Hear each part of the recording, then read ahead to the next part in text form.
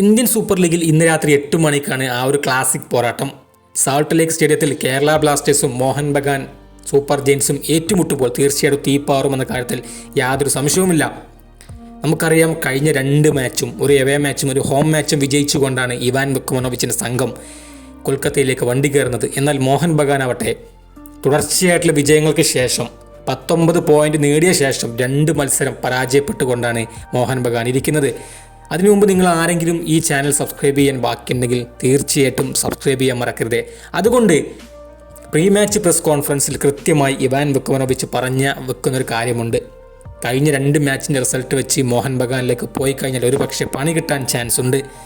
നമുക്കറിയാം, അഡ്രിയാലോണിയും വിപിൻ മോഹനും ജീക്സൺ സിംഗ് ഒന്നും നമ്മുടെ കൂടെ ഇല്ല എന്നെല്ലാവർക്കും അറിയാം. അതുമാത്രമല്ല, മോഹൻ ബഗാൻ സൂപ്പർ ജയൻസ് കഴിഞ്ഞ 2 മാച്ചും തോറ്റിരിക്കുന്ന മുറിവേറ്റ സിംഹമാണ് എന്ന കാര്യം കൃത്യമായി പറഞ്ഞു വെക്കുന്നുണ്ട്. അതുകൊണ്ട് തന്നെ യുവാൻ ഫെറാണ്ടോയുടെ ടീമിന് തീർച്ചയായിട്ടും ഈ ഒരു മാച്ചിൽ വിജയിച്ചുകൊണ്ട് തിരിച്ചു വരേണ്ടത് അത്യാവശ്യമുള്ള കാര്യമാണ്. ഇന്നുകൂടി വിജയമില്ലെങ്കിൽ തീർച്ചയായിട്ടും അവർക്ക് വലിയ രീതിയിലുള്ള പ്രഷർ ഉണ്ടാകുമെന്ന കാര്യത്തിൽ യാതൊരു സംശയവുമില്ല.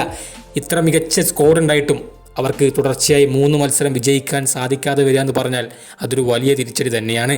അതുകൊണ്ട് യുവാൻ ഫെറാണ്ടോയുടെ സംഘം മുറിവേറ്റ സിംഹമാണെന്ന് ഓർത്തിരുന്നാൽ നല്ലത്.